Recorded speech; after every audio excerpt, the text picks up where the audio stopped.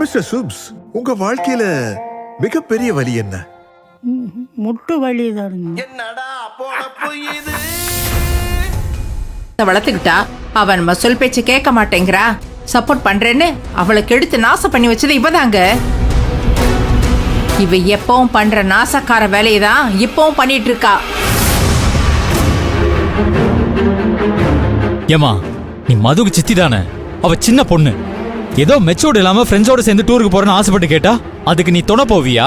அவளுக்கு புத்திமதி சொல்லி வீட்டுக்கு கூட்டிட்டு வரதை விட்டுட்டு அவ போக்குல போட்டுன்னு அனுப்பி வச்சுட்டு வந்திருக்க. இத ஒரு பொறுப்புல சித்தி பண்ற காரியமா? மதுவோட விஷயத்துல நான் எப்பவுமே ஒரு பொறுப்பான சித்தியா தான் நடந்துகிட்டு இருக்கேன். அது சம்பந்தமா நீங்க ஒண்ணு எனக்கு பாடம் எடுக்க தேவையில்லை. ஏய், மது விஷயத்துல பண்ணக்கூடாத விஷயத்தெல்லாம் பண்ணிட்டு வந்துட்டு இவரை எதிர்த்து வர பேசிட்டு இருக்கியா? உன்னை அப்படியே மிதிச்சு கொன்றுவோம் பாத்துக்க. அந்த அளவுக்கு உன் மேல தாங்க முடியாத கோவத்துல இருக்க. எல்லாருமே உன் மேல கொலை வெறியில இருக்கும். பேசாம இருந்துரு. உன்ன மாதிரி ஒரு கேடு கெட்ட கேவலமான ஜென்மத்தை நான் பார்த்ததே இல்ல. செவந்தி, இவகிட்ட எதுக்கு பேசி டைம் வேஸ்ட் பண்ணிக்கிட்ட? நீங்க விஜய கூட்டிட்டு போய் மதுவை கூட்டிட்டு வாங்க. வாங்க செவந்தி, போலாம். வரோங்க. போயிட்டு வா.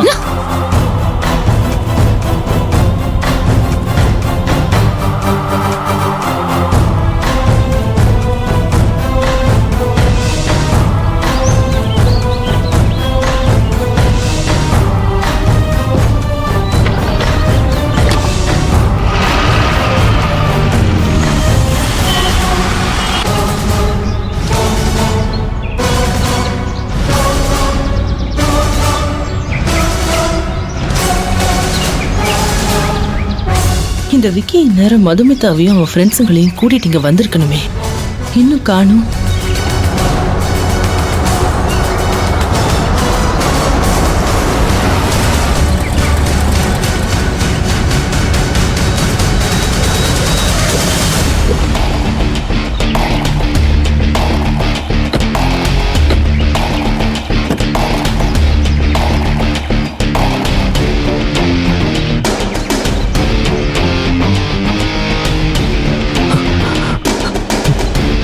அக்கா,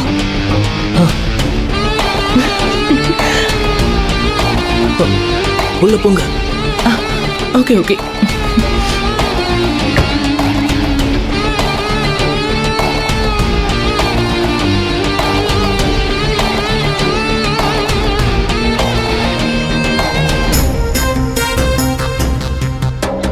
இங்கதான் நம்ம ஸ்டே பண்ண போறோமா டியூட்? ஆமா மது, வா உள்ள போலாம்.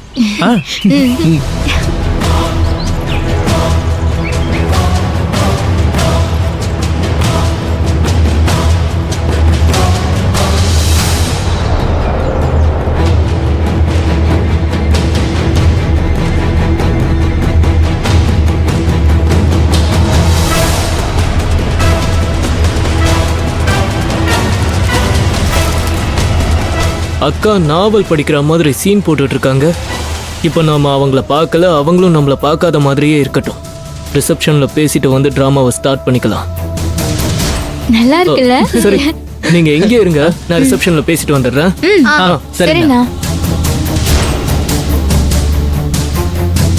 Excuse me ma'am. சொல்லுங்க சார், ரூம் புக்கிங்கா? ஆமா மேடம். ஏற்கனவே விக்கிங்கிற நேம்ல 2 ரூம் புக் பண்ணிருப்பாங்க மேடம். கொஞ்சம் செக் பண்ணுங்களேன். ஒரு நிமிஷம் பாக்குறேன்.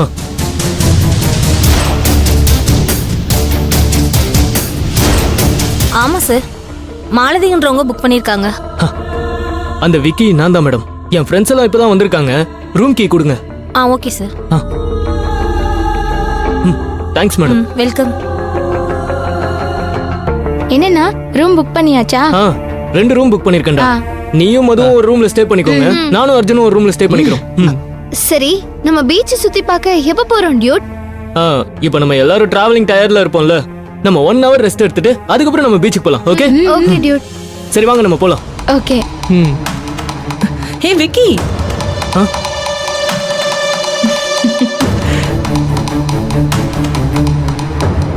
மேடம் நீங்களா?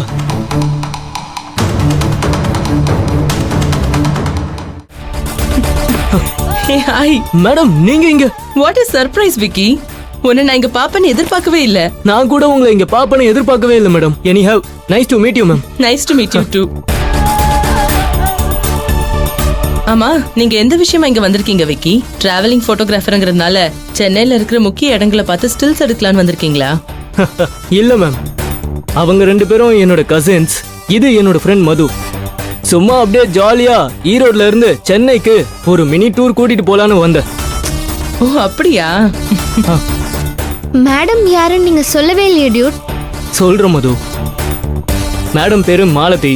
நான் இப்ப போட்டோகிராஃபரா வேலை பார்த்துட்டு இருக்க மேகசைன்ல மேடம் சில முக்கியமான நகரங்களை பத்தி ஆராய்ச்சி கட்டுரையை எழுதிட்டு இருக்காங்க. இப்ப சென்னையை பத்தி ஆராய்ச்சி பண்ணி அதை பத்தின கட்டுரையை எழுதிட்டு இருக்காங்கன்னு நினைக்கிறேன். அப்படிதானே மேடம்? கரெக்டா சொன்ன விக்கி. விக்கியோட சேர்த்து உங்க எல்லாரையுமே பார்த்ததுல எனக்கு ரொம்ப சந்தோஷம். உங்க எல்லார் கூடயும் அறிமுகமாகறதுக்கு நான் ரொம்பவே ஆர்வமா இருக்கேன்.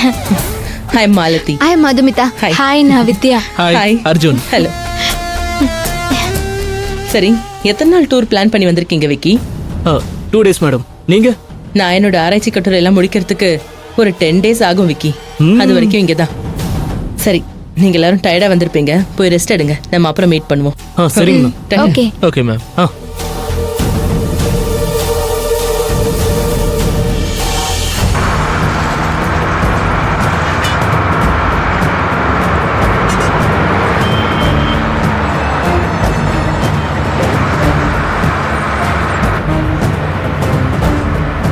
மதுவோட ஸ்மார்ட் வாட்ச் சிக்னல் மூவ் ஆகாம ஒரே இடத்துல ஸ்டெடியா இருக்கு சார்.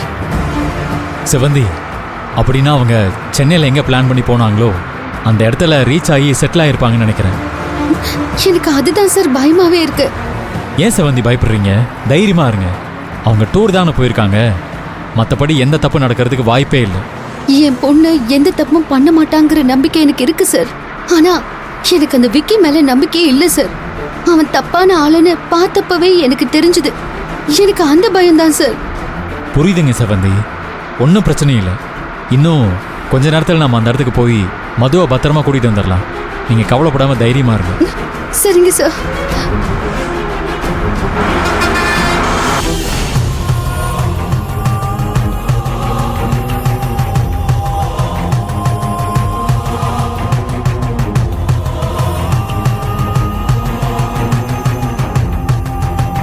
அர்ஜுன் நல்லா தூங்கிட்டான்.